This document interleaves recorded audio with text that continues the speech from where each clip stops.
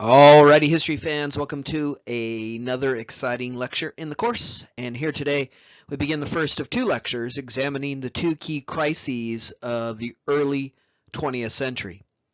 The first of those crises is our focus in this lecture. We'll talk about the first crisis of the early 20th century, the Great Depression, and in particular, the response to that, a program known as the New Deal. And then in our next lecture, we'll talk about the other great crisis of the early 20th century, World War II. And so it's crisis time here in the class as we now turn our attention in lecture today and in our next lecture to these two crises of the early 20th century. And as we do so, as we now talk about these two crises of the early 20th century, the Great Depression and World War II, you should be keenly, sharply aware of 2 points of continuity, two things that span both of these crises. One, the government more involved in the economy, as we'll see in lecture today, and in our next lecture examining the response to World War II, the government will become increasingly involved in the economy in both of these crises. The other point of continuity, the other thing to look out for as we go forward in these lectures, is the way in which messages of sacrifice, service, and community are expressed, manifest in America in response to these two crises. As we'll see here in regards to the New Deal, the response to the first crisis of the Great Depression, and as we'll see in our next lecture, in response to World War II, messages of sacrifice, service, and community will ripple through American life in both of these crises. So let's begin our first lecture examining the first crisis of the early 20th century, the Great Depression, and the response to it, the New Deal. In our next lecture, we'll examine the second crisis of the early 20th century, World War II. And as we go forward across these two lectures, be keenly, sharply aware of those 2 points of continuity, namely the government becoming more involved in the economy and messages of sacrifice, service, and community. I'm stressing that here because, I don't know, maybe some jerk might ask you about that on a final exam coming soon. In the 1920s, you had a booming, roaring economy.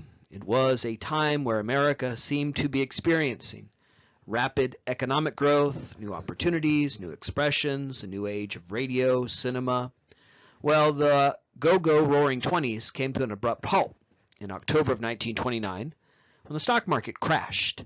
At the very end of this roaring, booming decade, the American economy that seemed to be one of endless bounty and opportunity instead revealed itself to be a false, overheated, speculative economy fueled by borrowing, fueled by deregulation of banking and finance.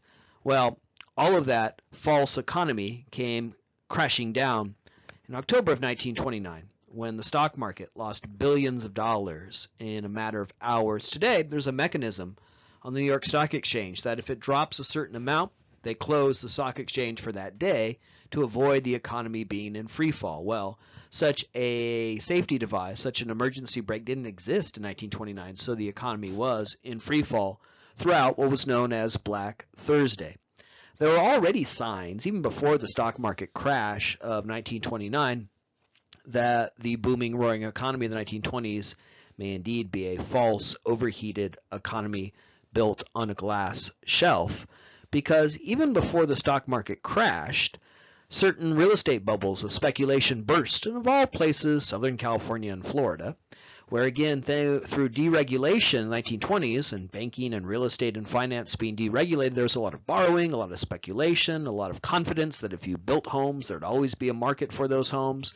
Well, that speculation grew too large and detached from reality, and so the speculative bubbles burst. People lost their homes. Developers who had invested couldn't find buyers for their homes.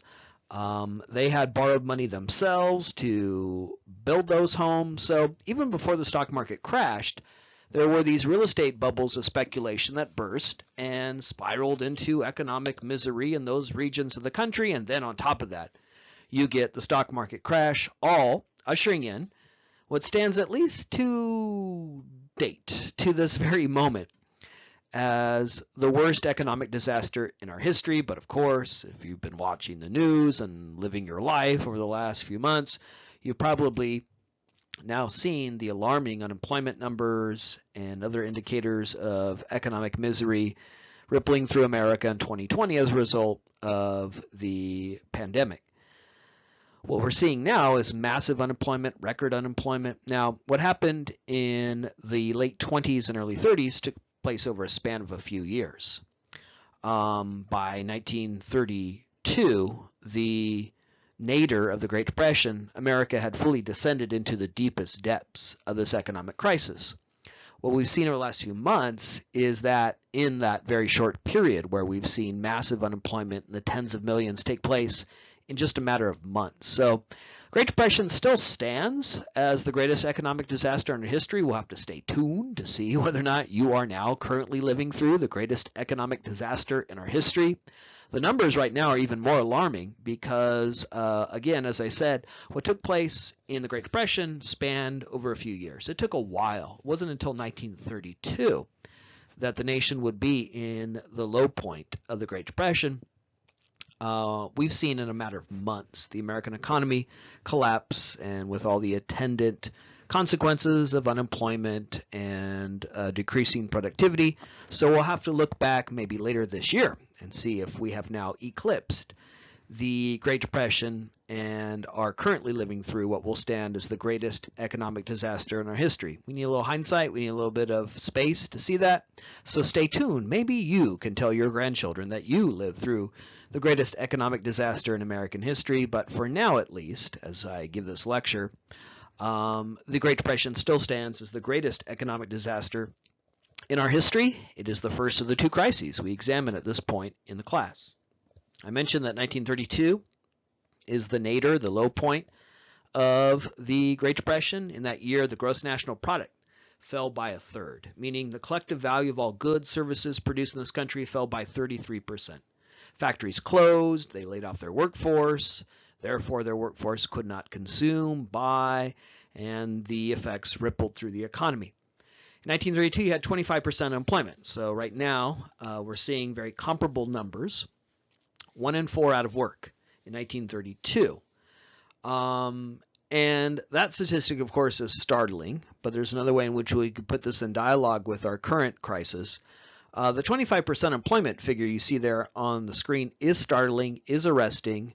To imagine 1 in 4 Americans out of work. I used to say it took a little bit of imagination to do that, but now you could just, look out your window and see it in real life, in real time right now. 1 in 4 Americans out of work. But the 75% who look like they're on the good side of this equation, they may only be working 1 or 2 days a week. Because in 1932, if you had a job where you only worked 1 or 2 days a week, you were still considered employed. So you had 1 in 4 with no employment whatsoever. But the other 75%, they may only be working 1 or 2 days a week. Now, again, we could relate this to our current crisis, where there's a lot of people who aren't being counted in the startling, arresting unemployment figures that we see today. People who weren't in the workforce, people in the gig economy, who weren't on the payroll of a company but sort of got by doing tasks and other gig-like jobs. So again, it'll take some time for us to really see the depths and breadth of the current economic crisis. We can say that in 1932, you had 1 in 4 Americans out of work. And it's important to note that in 1932, this is one difference we can establish between what's going on right now in 2020 and the Great Depression, at least prior to the New Deal. Because in 1932, you didn't have unemployment insurance. One of the things that's helped people manage this current crisis, unemployment insurance, which has been greatly expanded through the recent CARES Act that was passed that gave people an additional $600 a week. In 1932, when you had 25% employment, there's no such thing as unemployment insurance. It's one of the things that we developed in response to the Great Depression. So here's a distinction. Here's a point of difference between the two crises. Today, if you've lost your job owing to the economic shutdown associated with the pandemic, you still have a source of income, a way to pay rent, keep the lights on, and hopefully weather the storm. In 1930, you didn't have unemployment insurance. So you had 25% of the American population without any source of income. In 1932, you had massive deflation, another marker of the Great Depression, massive deflation, prices plummeting. And again, we can see analogs to this now with the dramatic decline in the price of oil and gasoline as a result. Certain goods are now certainly cheaper than they were before the coronavirus panic. You might think that with lower prices, that's great, everything's cheaper, right? Well, deflation is a sign of a diseased and flawed economy. It's just as bad as massive inflation, a rise in prices, because it retards and stymies economic growth and development. If you are in 1932 making phonographs or ice boxes or some other manufactured good, and you know that you must charge less and less for that good in order to find buyers, well, you're going to employ less people because your business is less profitable. And eventually you're going to get to a point where it doesn't make sense to make ice boxes or phonographs at all because you have to sell them for less than they cost, and therefore you close your factory and more people are unemployed. More people are unable to buy. And again, like ripples in a pond, the economic effects of this reach far and wide.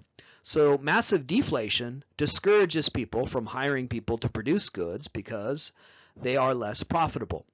And in 1932, you had massive deflation with prices plummeting by 40%. So it used to be, in a lecture like this, I would have to work a bit to get students to imagine such a crisis, this first great crisis of the early 20th century. But of course, a lot of these statistics and developments are very analogous to the experience we're all having right now as we now live through a crisis of our own. In the early 20th century, we had this crisis of the Great Depression. Great Depression had remarkable and debilitating effects on the population of the United States. It's hard to overstate its impact. And here again is a body of insights that we could put in dialogue with our current situation, although in a rather grim way as we contemplate what the long-term consequences will be for the economy and the society that lived through this crisis going forward. In the Great Depression, you had bread lines snaking through American cities where desperate men huddled together seeking some form of sustenance. Again, no unemployment insurance for the early period of the Great Depression before the New Deal, the response to the Great Depression. And so people are desperate for food. And again, it's very analogous to the photographs you've likely seen of people in lines in their cars because of social distancing, seeking assistance at food banks. So people were going without. People were deprived of their basic needs, including food, in the Great Depression in ways that we see again today. During the Great Depression, you had an entire generation of Americans come of age without a sense of rootedness and place because they often lived very itinerant lifestyles, traveling across the country, desperate for work. In the 1930s, you had simultaneously a massive economic disaster, the Great Depression, coupled with a massive ecological, environmental catastrophe, the Dust Bowl. Drought in farming regions of the country, which meant there was this huge exodus of people out of the Midwest, places like California, as part of this overall motif in the Great Depression of people traveling the country looking for work. If you're familiar with the novels of John Steinbeck, like The Grapes of Wrath, that's that story, the story of people fleeing Oklahoma, for example, and coming to California hoping to find work. So you had an entire generation of people who grew up without a sense of home, a sense of rootedness, a sense of place, confident that they would never be able to buy a home, raise a family, live as their parents and grandparents had lived. This was very traumatizing to, again, Americans who had come of age in the 1920s, a time, again, that seemed to be one of opportunity, of a boundless economy. And now they're living in a very different era here in the late 20s and early 30s, where jobs were scarce, hard to find, where people were forced away from their homes and desperately traveling the country in search of work. In the Great Depression, people who lost their homes, were evicted from their apartments, gathered together in vacant lots in shanty towns known as Hoovervilles. Herbert Hoover was elected president in 1928. He was the last of a series of Republican presidents in the 1920s, starting with our old friend Warren G. Harding, which we talked a little bit about in the conclusion of our lecture on World War I. He's the guy who runs in 1920 with his message of normalcy. He would be the first of a series of Republican presidents in the 1920s, capped by Herbert Hoover, who was elected in 1928. Herbert Hoover ran mostly based on his reputation as a wealthy businessman, as an engineer. Now, I know it's a great shock to you that there was this moment in American history where we elected a guy president because he bragged of being a rich businessman, and then later he experienced a major economic disaster. Again, use your historical imagination to imagine such a very different time than the time in which we live today. Herbert Hoover ran in 28, ran with his reputation of being a rich businessman. He was riding the rising tide of economic growth that had prevailed in the 1920s. But a few months after he was sworn in 1929, the stock market crashed, and Americans blamed him for the Great Depression. He was often seen as callous and indifferent to the suffering of Americans. So when people lost their homes, were evicted from their apartments, they named the shanty towns, these communities they created, Hoovervilles, as a way of indicating their displeasure at the sitting president, who had presided over this disaster and was often seen as callous and indifferent in his response.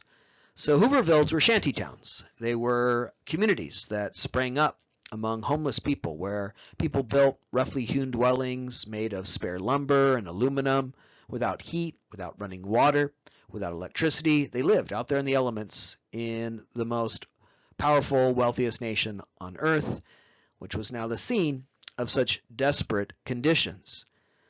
In the Great Depression, people became convinced that the American dream had turned out to be a lie, and they often looked overseas for work, willing to leave the United States. Some were willing to leave their place of birth, the state that they were raised in. Others were willing to actually leave the entire country.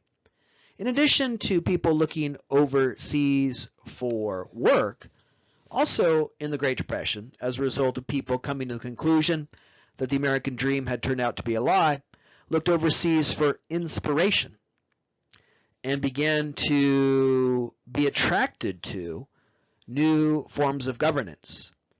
Many concluded that the Great Depression revealed that capitalism is doomed to fail, that capitalism inevitably creates these periods of depressions, of economic busts.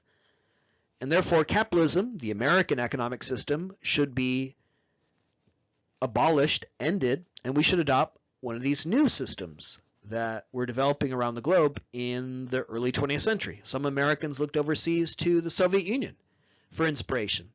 At the end of World War I, there's a revolution in Russia, and from that comes the creation of the very first communist state in human history, the Soviet Union.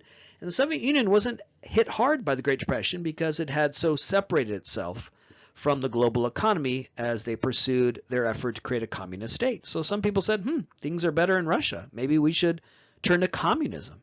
And there was a strong communist movement in America in the 1930s. Other Americans looked overseas to Germany and found inspiration in the rise of Adolf Hitler and his system of fascism. Adolf Hitler had come to power in 1933, pledging to the German people to avenge the injustice of the Versailles Treaty, which we talked about in our most recent lecture. He put the German people to work, building planes, tanks, jeeps that he would later use in the onset of World War II. So in Germany, you had boom times. You had people working. They were in factories building the arsenal that Hitler will later use to attempt to control Europe. And so people said, well, maybe fascism's the future. And there were many Americans in the 1930s who went around the country saying very praising, laudatory things about Adolf Hitler. Henry Ford, the head of the Ford Motor Company, was a big fan of Adolf Hitler. Henry Ford had factories in Germany and got all kinds of medals and other accommodations from the German government. Charles Lindbergh, the famed aviator, also was a strong supporter of Adolf Hitler. And the reason why Lindbergh and Ford supported Hitler was because they shared his anti-Semitism, his hatred for Jews. Charles Lindbergh, you may know of as this great aviator, spirit of St. Louis and the like, but he was actually one of the biggest anti-Semites we ever had in our history. If you've been watching the show on HBO, The Plot Against America, it offers a counterfactual historical fiction regarding whether or not Charles Lindbergh could have won the presidency in 1940 and what that would have meant to America to be governed by a guy who was an ally and supporter of Adolf Hitler just before World War II, just before the United States enters World War II.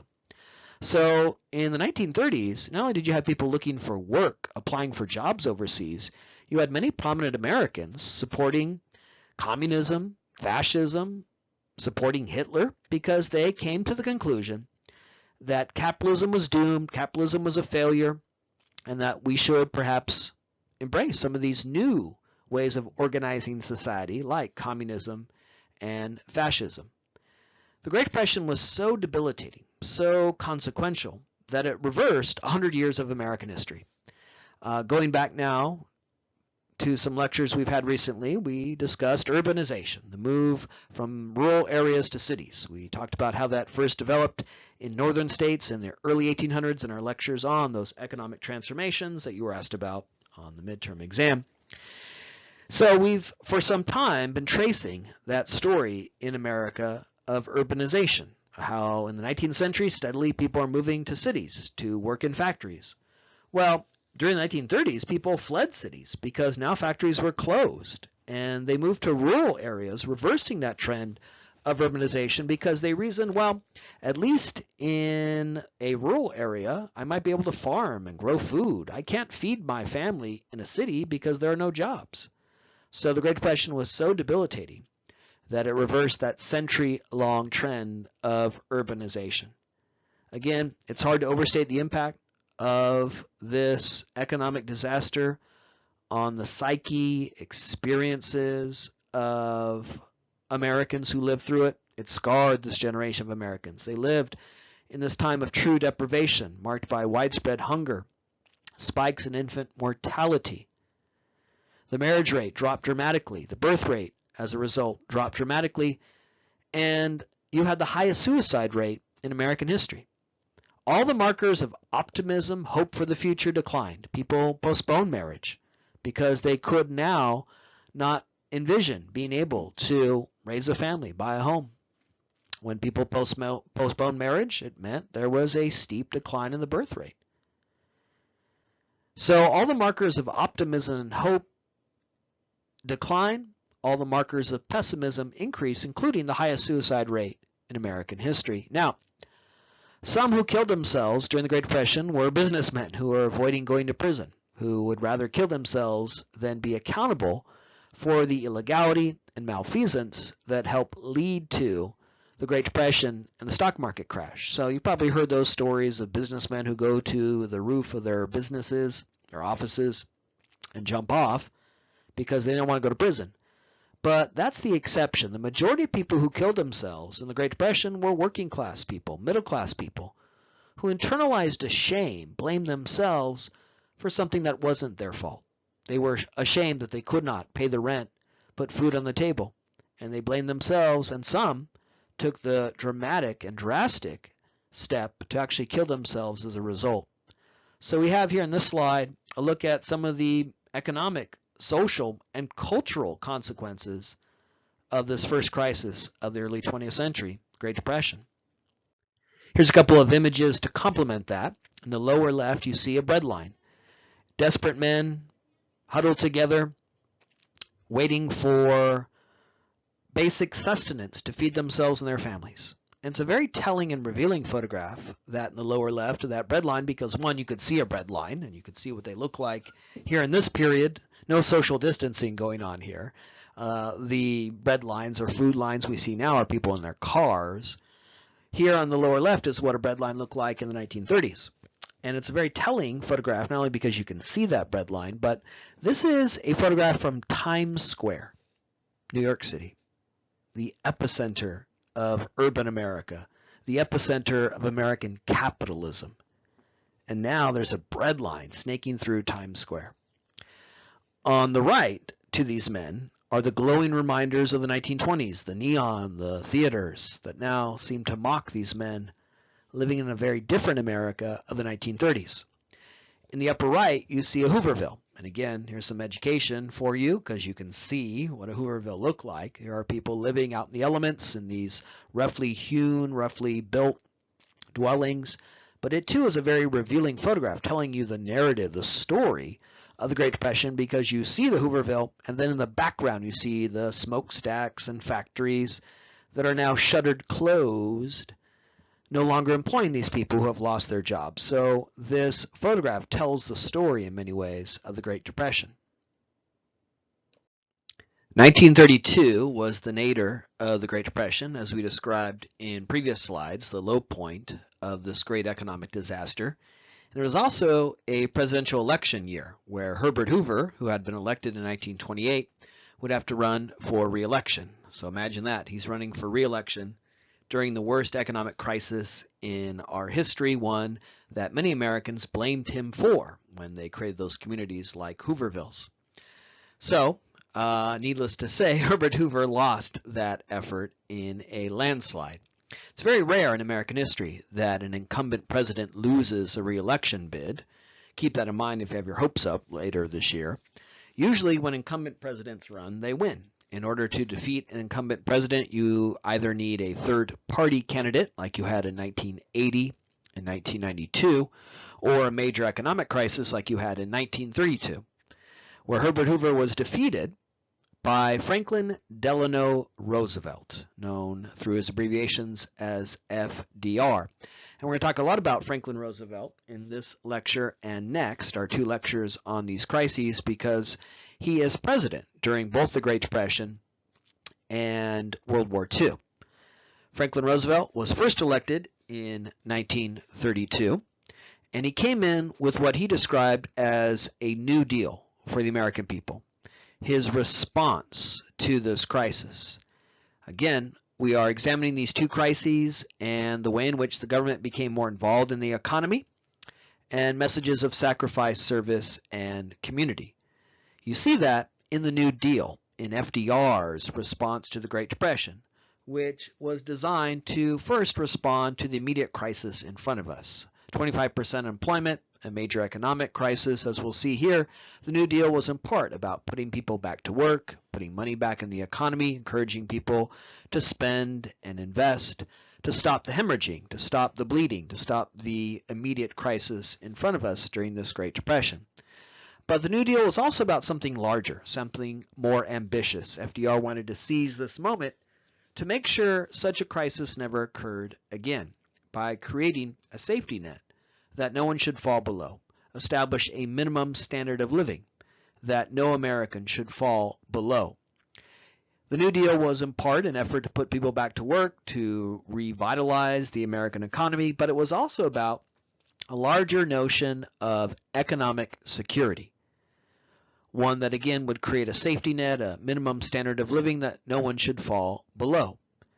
So FDR comes in, and as we'll see in a moment, launched job programs that were designed to put Americans back to work, but he will also create things like Social Security, unemployment insurance, all of which are reflective of the second larger goal of creating a sense of community, connectedness that urged Americans to see them all involved in this crisis together. FDR famously said, "We're all in this together. We must all be part of the solution."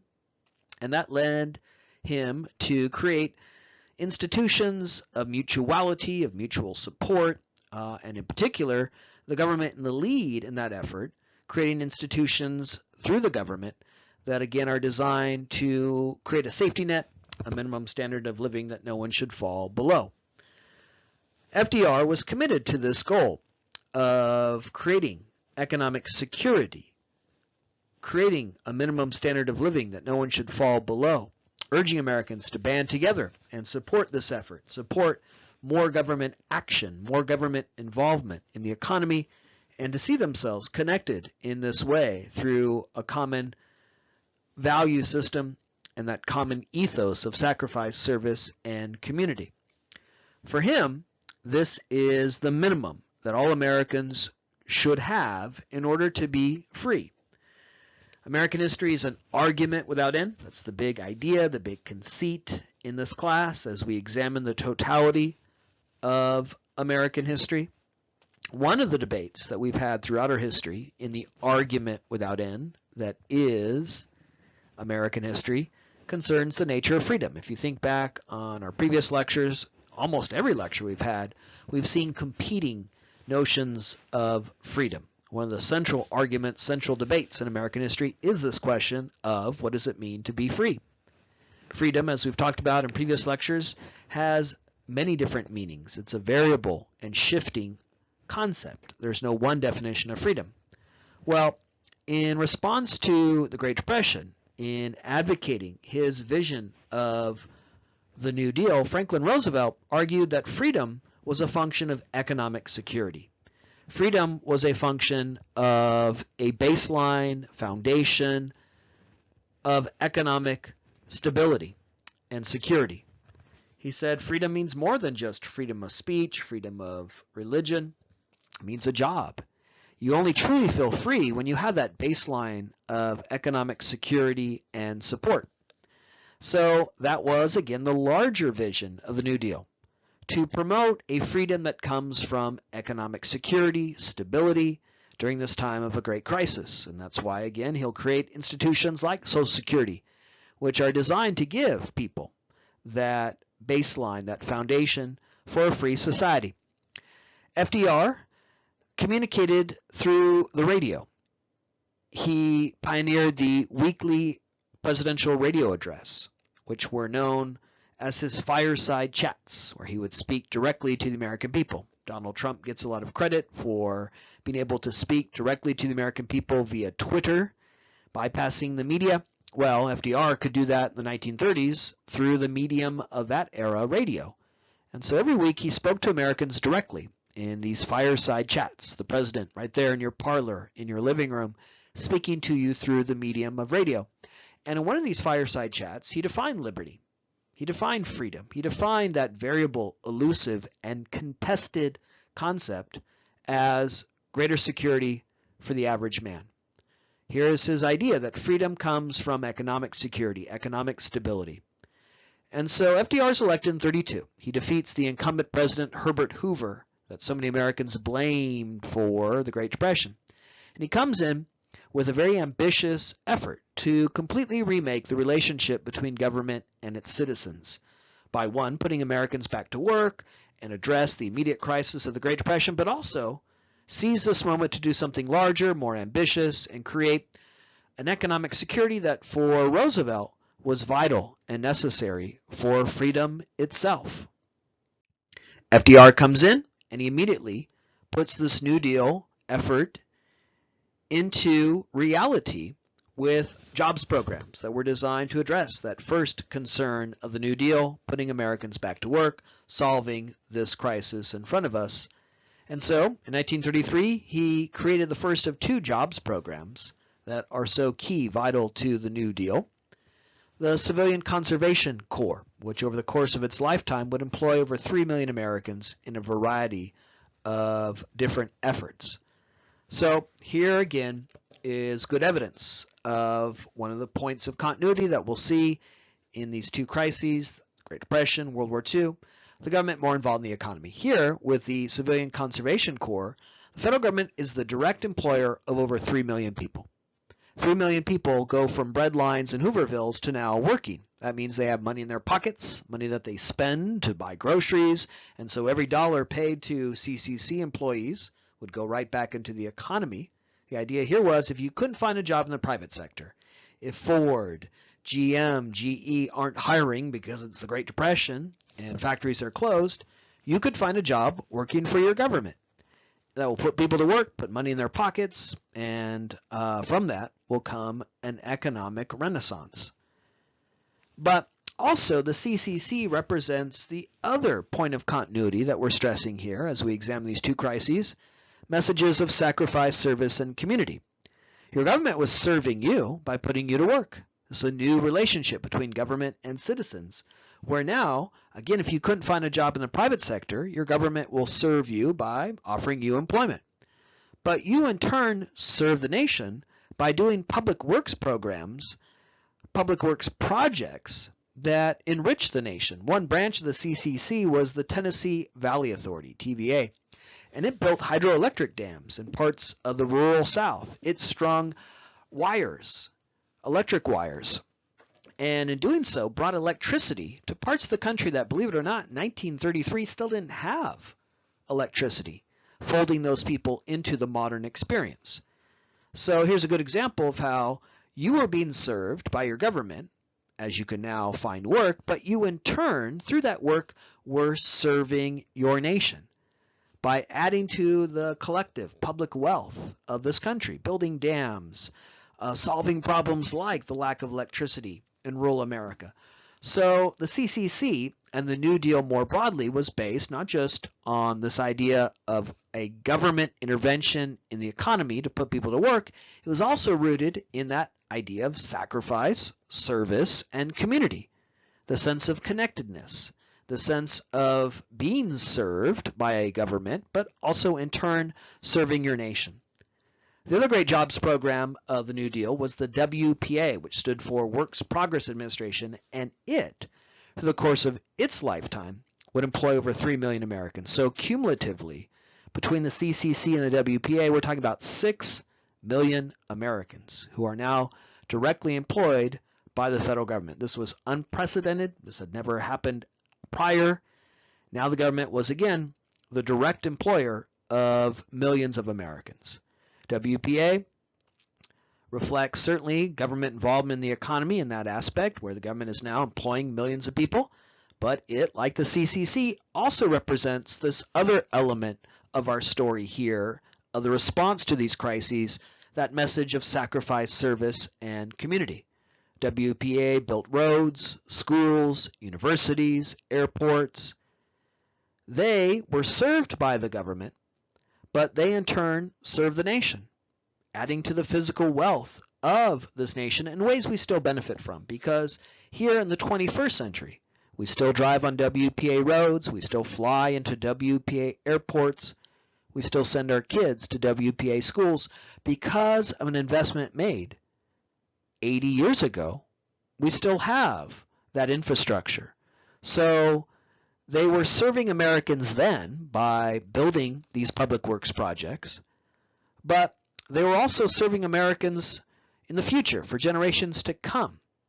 Almost every American city somewhere has today, in 2020, a building, a school that was built by the WPA.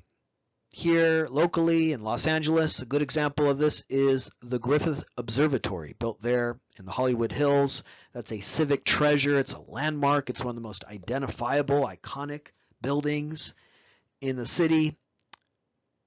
It educates the public. It's free to go. Every day, school children go there on field trips and learn more about astronomy, the cosmos, the origins of the universe. And the reason why we have Griffith Observatory in Los Angeles today is because of an investment we made 80 years ago. It was built by the WPA. And that's just one of many examples here locally in Southern California. And again, there are examples all over the country. So sacrifice, service, community.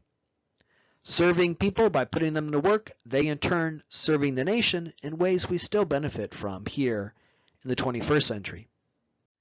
WPA is worth our greater scrutiny because of its consequence. They again built thousands of public buildings, many of which still stand, bridges, 500,000 miles of roads were built by the WPA, which put people to work, but also built this infrastructure for economic growth that continues to this day, as we still drive on those roads, as they still serve as veins and arteries for American commerce. Over 600 airports, everywhere you looked, changing the physical face of this nation, building stadiums, sewage treatment plants, schools, universities, many of which still stand and continue to serve the public to this day.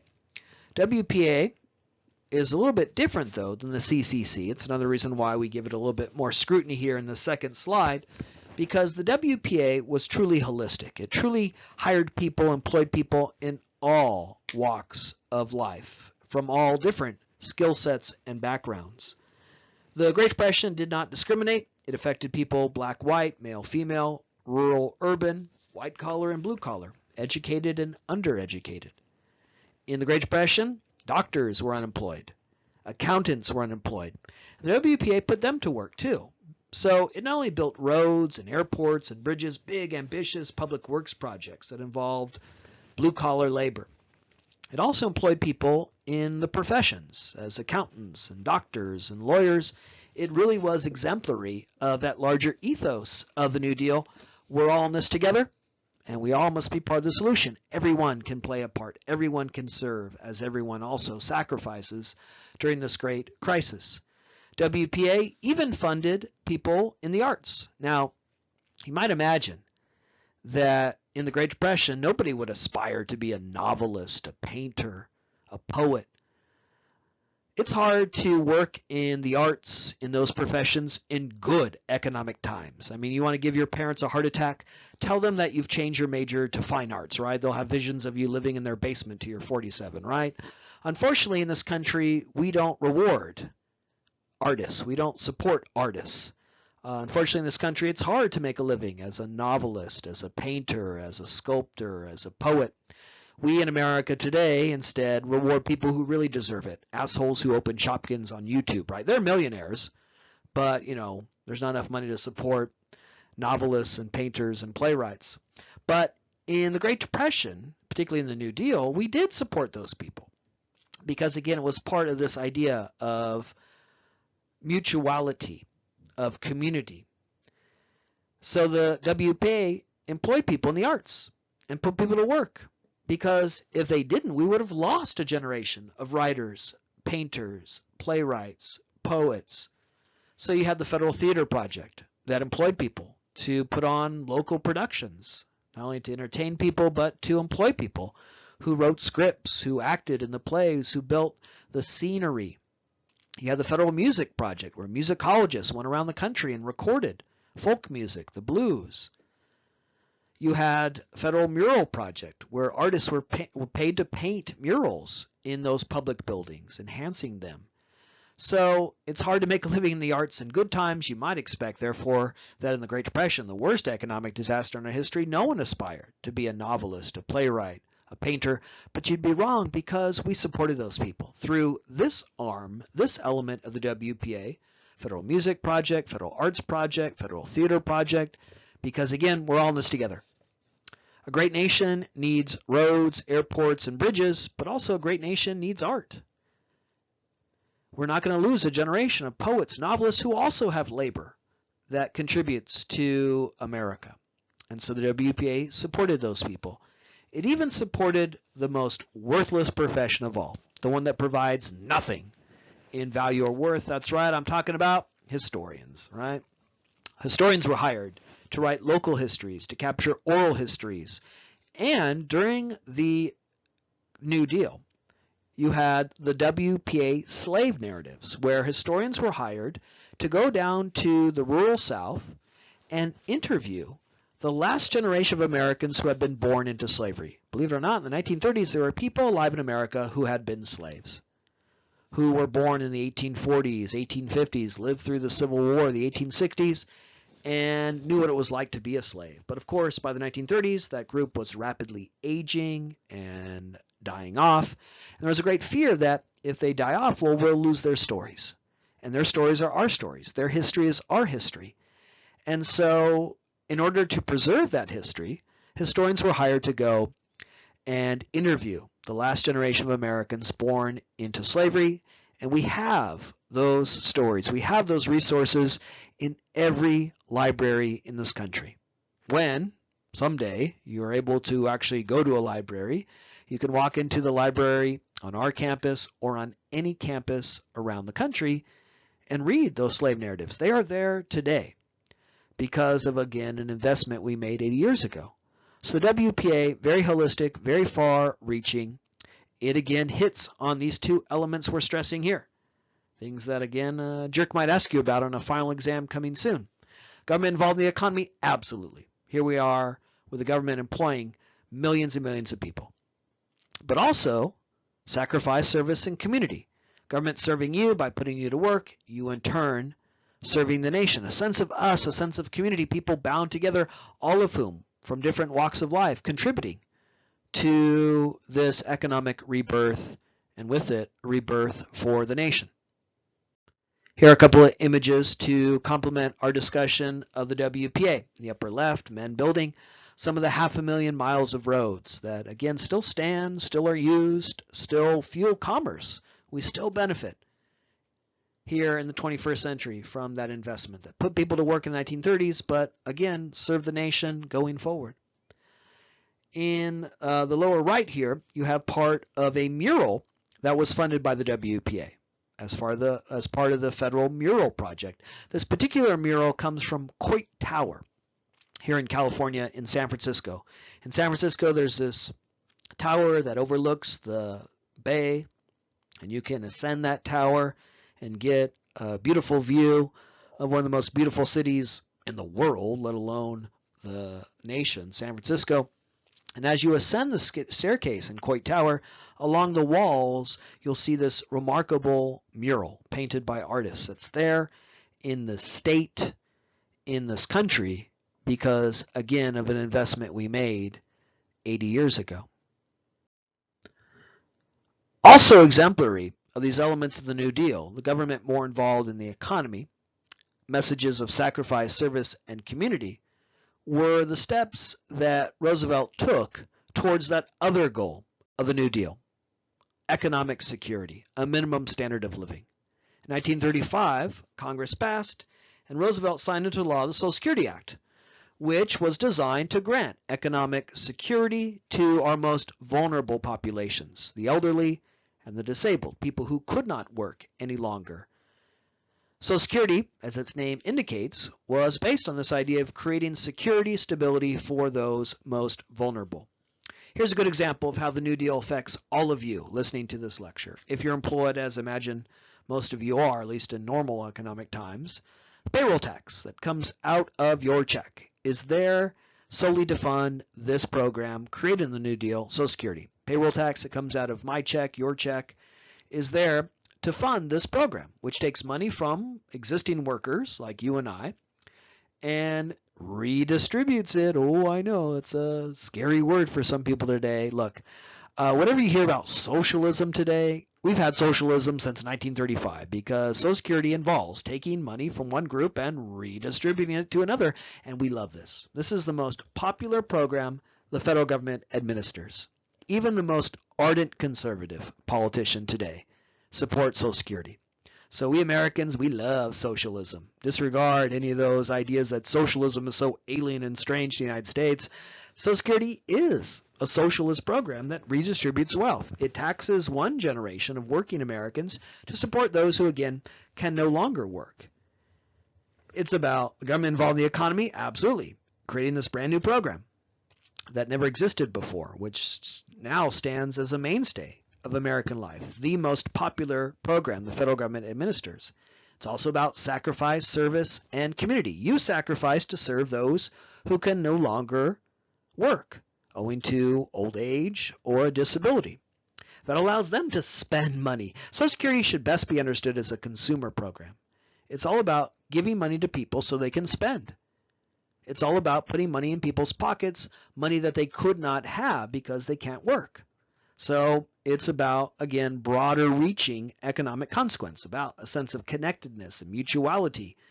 It's about granting people a sense of dignity in their older years. Prior to Social Security, if you were not wealthy, the vast majority of Americans who weren't, the last few years of your life were pretty miserable because you had to keep working. There were old people there on the factory floor. Sometimes you died right there on the factory floor. Or if you could not work, you became a burden to your family who had to support you, as there was no such program.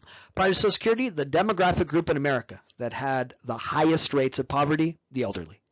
Today in America, the demographic group that has the lowest rates of poverty, the elderly. And that's largely due to Social Security. So this granted people who would have lived the last few years of their life working or living as a burden to their family, an income, and with it a chance to participate in the economy, spend money again. It gave them a minimum income, a minimum standard of living. So Social Security is really exemplary of all of these elements of the New Deal we're stressing here. Government involved in the economy? Absolutely.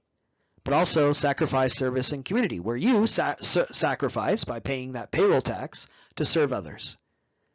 And someday when you're old, and I hate to break it to you, you're all young and vigorous and think you're going to live forever, but I hate to break it to you, you're going to get old too. It happens to all of us. Someday you too will be old, unable to work. You too will be, shitting in a diaper watching Judge Judy. And someone will be taxed then to support you. Judge Judy will probably still be on the air at that point, right? So you sacrifice now to serve others, and then later in your life, when you're elderly, someone will sacrifice to serve you. And so it very much represents that sense of connectedness. It's one of a battery of programs established in this period that, again, are designed to create that economic security that, for Roosevelt, made freedom possible. You had Social Security, but also you had unemployment insurance. This, again, is one of the new developments that comes with the New Deal. It did not exist prior to the New Deal. In the worst years of the Great Depression, there was no unemployment insurance. It's one of the few things that's buffered us from having another Great Depression. Today, if you lose your job owing to a global pandemic, there's still some money coming in. So you can order groceries off Amazon. You can pay the rent, pay the mortgage. That was created in the New Deal. It is very exemplary of, again, the government involved in the economy establishing this new program, but it's also, again, based on the sense of mutuality, connectedness, sacrifice, service, and community. You had old age pensions, aid for the disabled, and with the New Deal, you had the very first public housing programs created to help people get out of Hoovervilles and into low-income housing. The very first housing projects were created in the 1930s. And you had what will later colloquially and then derisively become known as welfare, a program known as Aid for Families of Dependent Children. That later becomes colloquially known as welfare, or derisively by those who rail against welfare. This was a program first established in the New Deal at a time of, again, starvation, breadlines, spikes in infant mortality. It was designed to help people who were the most vulnerable, the most desperate. It was, again, based on that sense of rootedness, connectedness, mutuality. So you had unemployment insurance, you had aid for the elderly, the disabled, you had public housing projects, and you had the beginnings of what we know throughout the 20th century as welfare, aid for families of dependent children. All of this, again, government more involved in the economy, something that never existed before, a radical departure from other periods in American history. It certainly transformed the relationship between government and citizen. Today, Social Security is a mainstay of American life. Social Security is the most popular program the federal government administers. Even the most ardent conservative politician will not support slashing Social Security. It's a very unpopular position. So it's now a mainstay of American life. We expect such a program. We count on such a program. It seems sensible to us.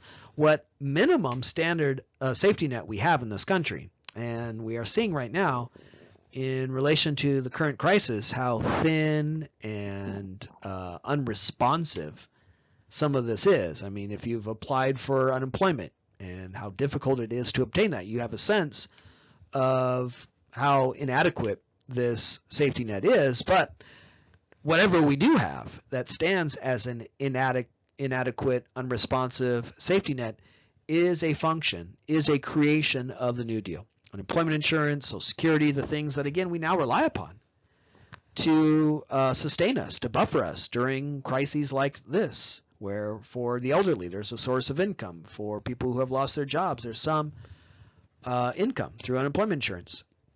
What we now rely upon was first created here in the New Deal era, with the government more involved in the economy, messages of sacrifice, service, and community. There is a political and economic philosophy known as laissez-faire. And the idea here is the government should stay out of the economy. The government should not regulate business. It should lower taxes to the minimum. Laissez-faire translates from the French as let it be or hands off. And it prevailed in America in the late 1800s in a period we had to zoom over because in this class we foolishly or ambitiously attempt to cover all of American history. In the Gilded Age of the late 19th century, laissez-faire was the rule. when there was no income tax, no inheritance tax, and it led to an America where few were very rich and most were desperately poor. In the 1920s, in the decade that just preceded the Great Depression, it returned. And in the 1920s, Herbert Hoover, Warren G. Harding, Calvin Coolidge, that succession of Republican presidents returned to laissez-faire, lowering taxes, particularly for the rich, deregulating banking, finance, real estate. And for a little while, it looked like it worked. We had a booming, roaring economy, and then you get the Great Depression. And as a result of that, and the New Deal, a very different approach to government's role in the economy, people said in the 1930s that laissez-faire is dead. We'll never go back to an age where the government played no role in the economy. Later in the class, we'll talk about the modern conservative movement that develops after World War II that in many ways criticized the New Deal, attempted to roll back some of the more interventionist role in the economy. So later in the class, we'll talk about the blowback, the resistance to the New Deal in the modern conservative movement. But as I've said throughout this slide, even the most conservative politician today supports Social Security. So maybe there was something to this insight of laissez-faire dead. So we've talked now about the Great Depression, its debilitating effects. We've spoken for some time now about the New Deal, the response to the Great Depression, which represents in so many ways government more involved in the economy and messages of sacrifice, service, and community. Let's now talk about the ways in which the New Deal era, as we've come to understand it over the last few slides, also offered a chance to rethink another stubborn, persistent question in American history: who is an American? Part of the argument without end hinges on this question of what is freedom, and we've seen how the New Deal was a chance to rethink freedom in relation to economic security. But the New Deal was also a chance to think about that other stubborn question in American history: who is an American?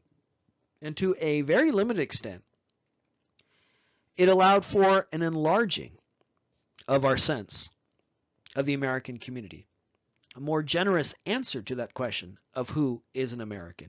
For example, women were able in the New Deal era to claim greater political participation and citizenship. When FDR was sworn in 1933, he appointed Frances Perkins as his Secretary of Labor, and in doing so, Frances Perkins became the very first woman ever to serve in a presidential cabinet. From George Washington through Herbert Hoover, no woman had ever served in a presidential cabinet. FDR comes in and appoints Frances Perkins his Secretary of Labor, arguably the most important cabinet position in a time of 25% unemployment. In doing so, he was very much, again, complementing, reinforcing this idea that we're all in this together and we all must be part of the solution, that everyone's labor, everyone's contribution will be valued. We're not going to exclude people simply because they have vaginas. We're not going to exclude people because they don't have the right chromosomes. Frances Perkins did real things as Secretary of Labor. She helped advance pioneering and vital and crucial labor legislation that helped shore up labor unions, really helped American workers in so many ways. But beyond the material, tangible ways that she helped America, she was also a great symbol of this idea. We're all in this together. We all must be part of the solution. So FDR comes in and he appoints a woman, his Secretary of Labor, shattering that glass ceiling.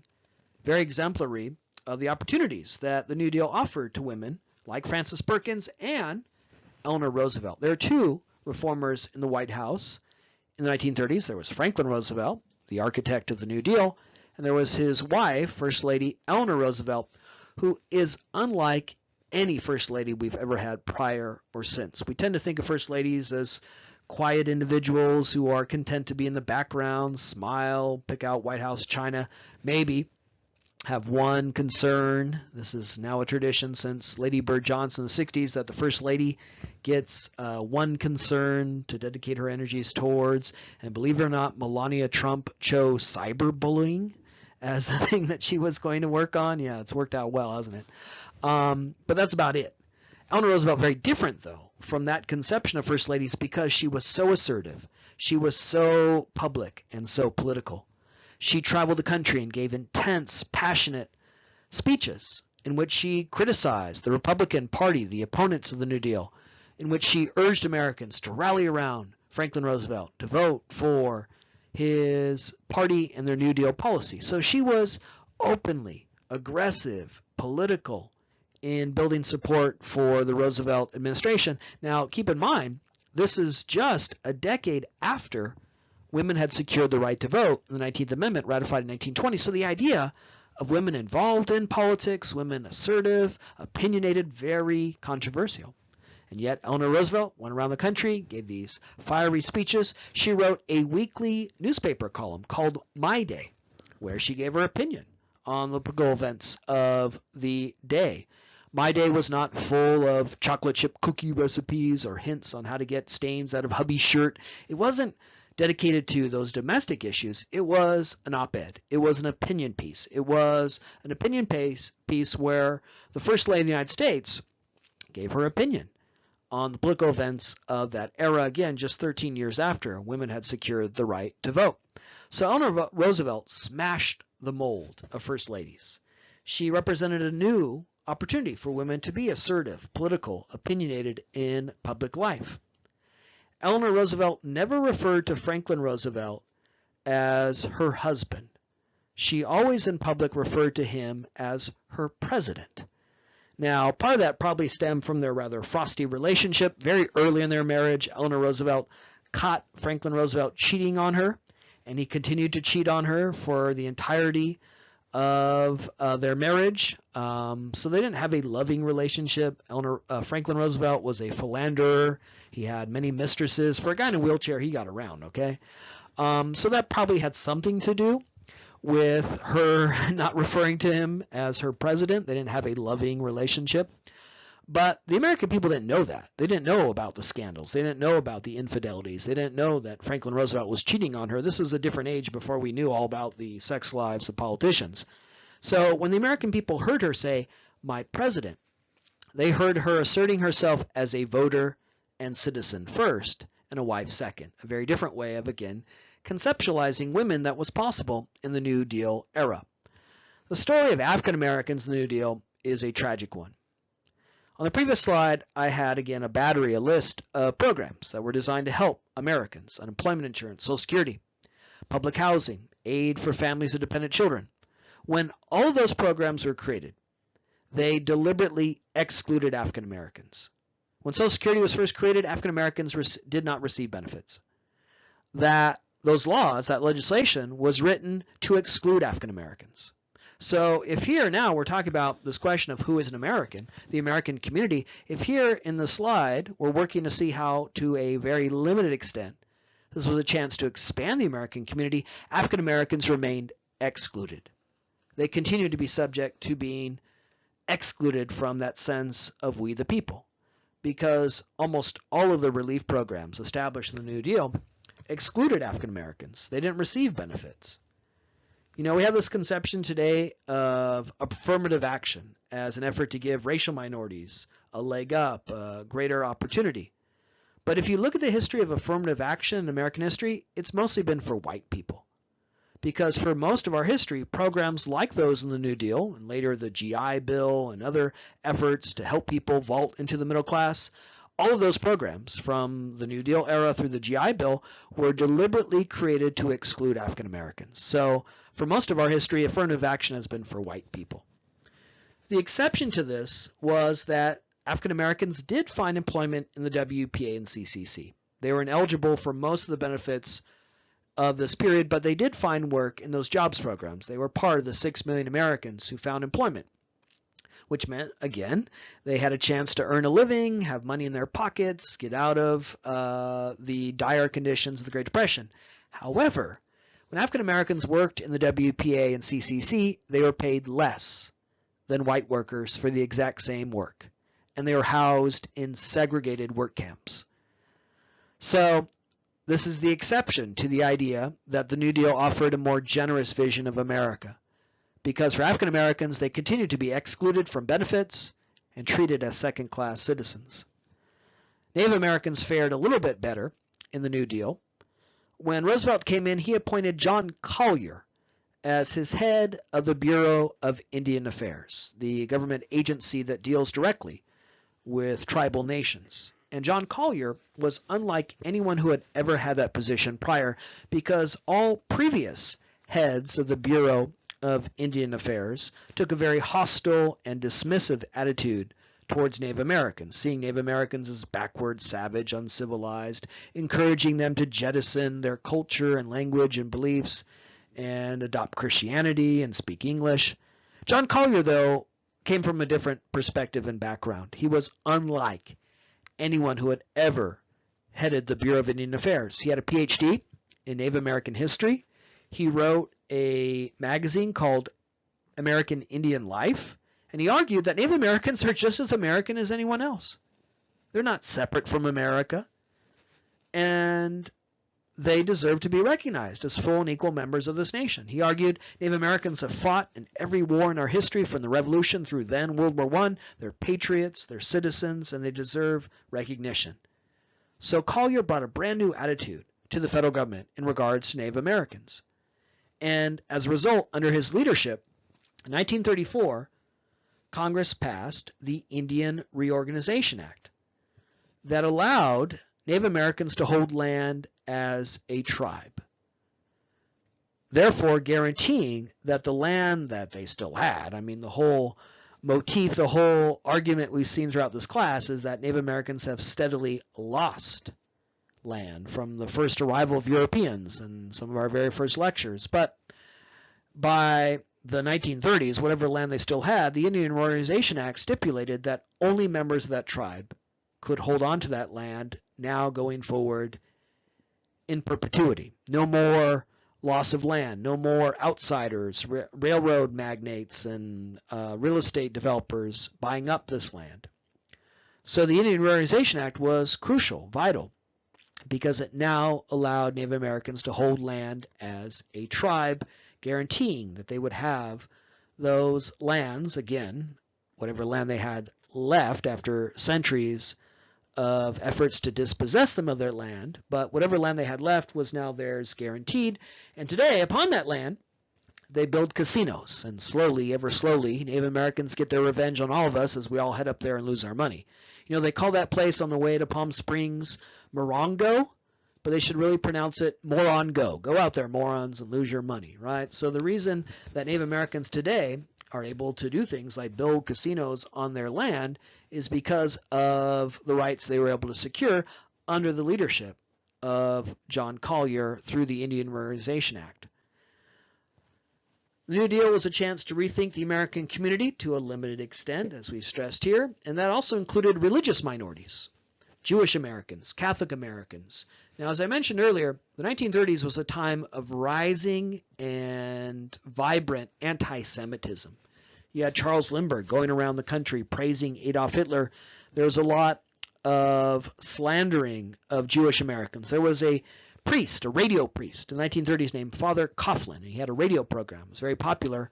And initially, the program centered solely on religion. He was a Catholic priest, and he went on the air talking about the Catholic faith. But he quickly realized he can get a lot more listeners and a lot more power and money if he, on his radio program, talked about politics. And on his radio program, he blamed Jews for the Great Depression. He said a cadre of Jews destroyed the American economy. So you had Charles Lindbergh going around the country praising Adolf Hitler. You had Charles Lindbergh forming a group called America First. Where have we heard that more recently? Which argued we don't need to worry about Hitler. We should only worry about the United States. And you had Father Coughlin, the radio priest, going around blaming Jews for the Great Depression. But despite that anti-Semitism, Roosevelt had Jewish Americans in his cabinet, in his circle of advisors, integrating them into the New Deal relief effort and New Deal relief program. Fiorello LaGuardia was the mayor of New York City in the 1930s, and he is the first mayor of New York City to win the honorific America's Mayor, meaning that Americans looked at him and said, damn, I wish he was my mayor. LaGuardia was an Italian-American, Catholic-American, and he led New York City during this great crisis. Earlier we saw that photograph of Times Square. New York City was rocked hard by this crisis, much like it is today. And LaGuardia, as mayor, helped shepherd that city through this crisis. And as a result, people admired him. and they look past his ethnicity, look past his religion. So he's a good example of how Catholic Americans could be greater integrated into our sense of the American community. So for women, Native Americans, religious minorities, a time for expanding our sense of we the people. And yet, as I've stressed here, also a period where those lines remain strictly enforced in regards to African Americans, who are excluded from so many New Deal programs and still treated as second-class citizens, exemplary of the limits of this process of expanding the American community. Not only was this a time for rethinking the American community, it was also a time for rethinking priorities and values in America. And with it came a celebration of the common people of this country. In the 1920s, the previous decade, people celebrated celebrities, the rich, the glamorous, the powerful. But in the 1930s, amidst this great crisis, America reoriented its priorities to now celebrate the common man, the common farmer, the common laborer. During the Great Depression, Americans wondered, how did we come to this moment? How did we come to this great crisis? How did we come to stare into the abyss? Where did we go wrong?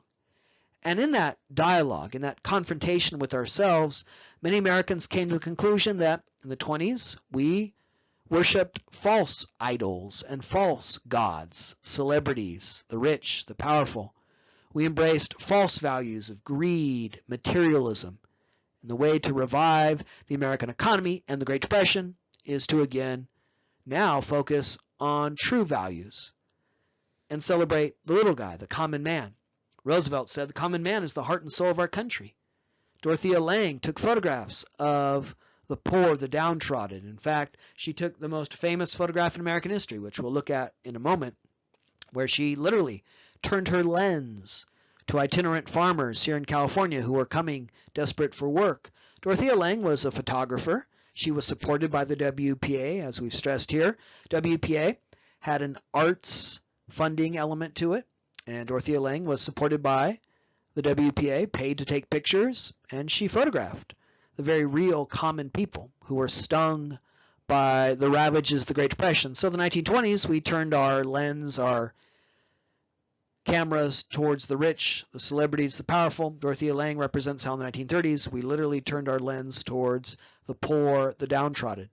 Frank Capra was an Italian-American film director, and he made a series of movies in the 30s and early 40s that today we see as Americana, as exemplary of a certain American character or essence.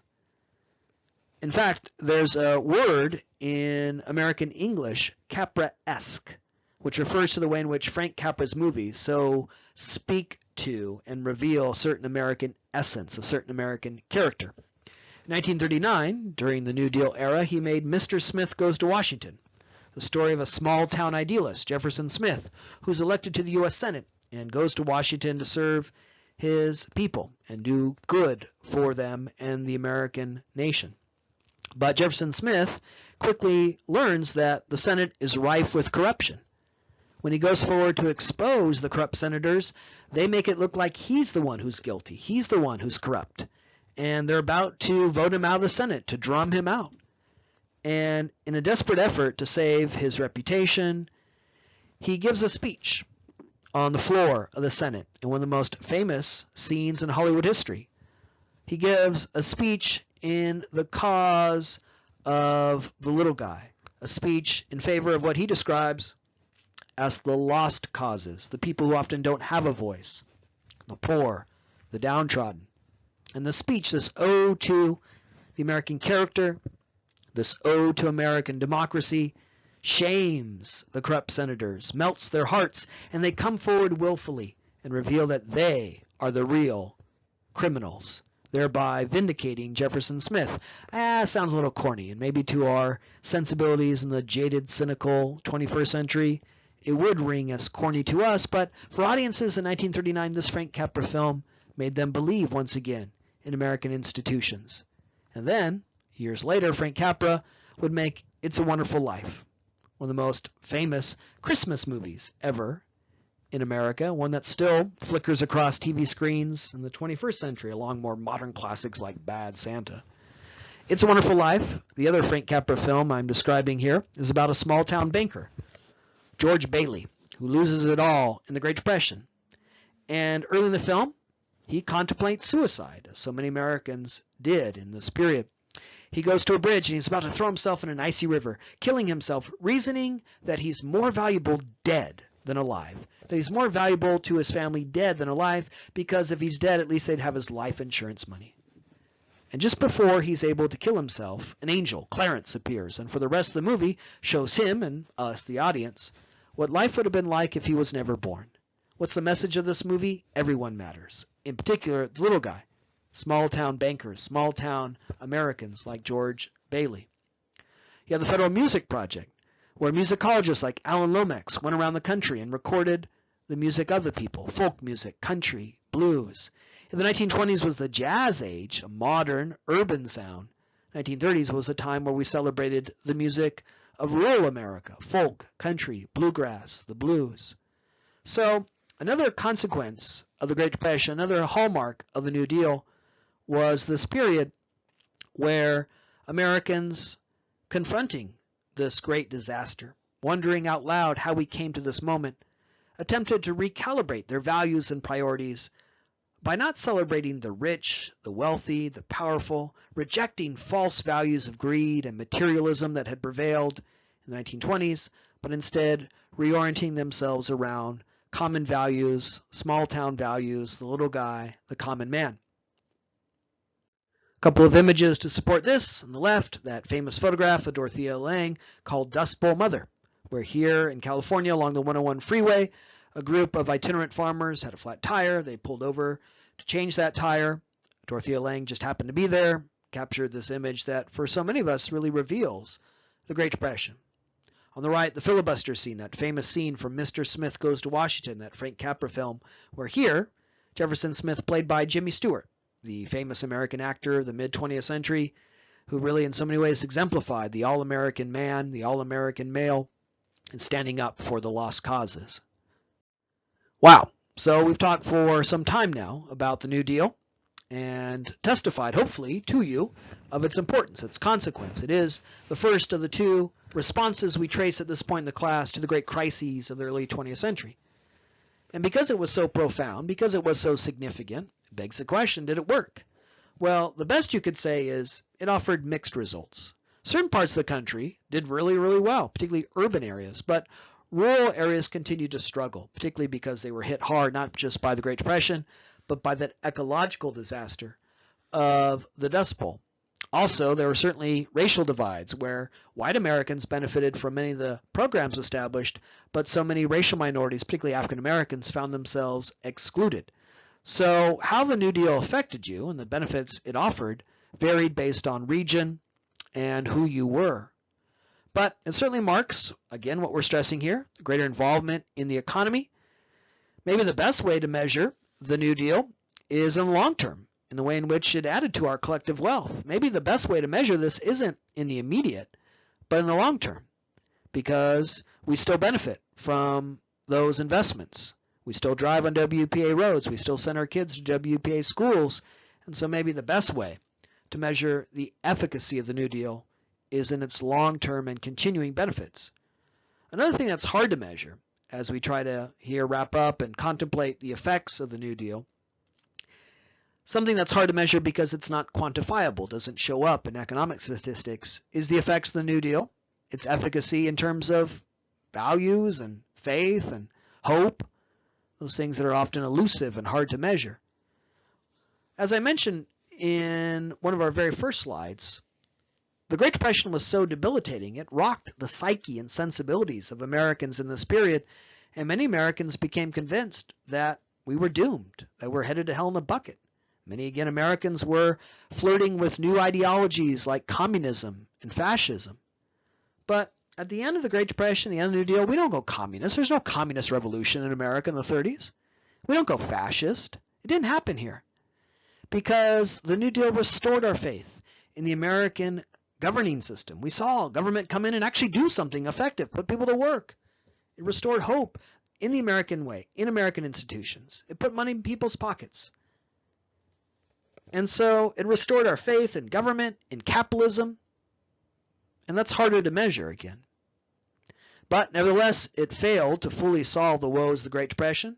What ends the Great Depression is the focus of our next lecture, World War II, which, as we'll see, will end the Great Depression with its remarkable consequences for the economy.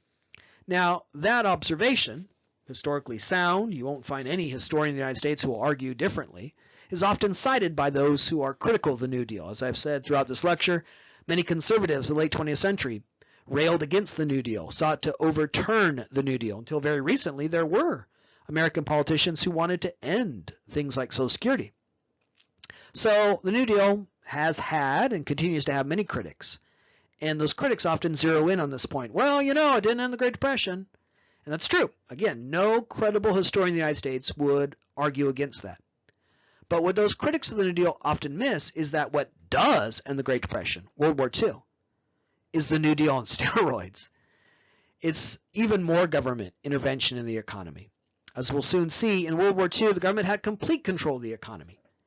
And again, that's one of the points of continuity we're stressing here, that in the response to both of these crises, the New Deal, our focus here, and World War II, our focus in our next lecture, the government becomes more involved in the economy. So it's actually more government that solves the Great Depression, not less. And, as we'll also see, another point of continuity that spans both of these crises is that, just like we've seen here today of the New Deal and World War II, you'll get that message of sacrifice, service, and community. So, in our next lecture, we'll turn our attention to World War II.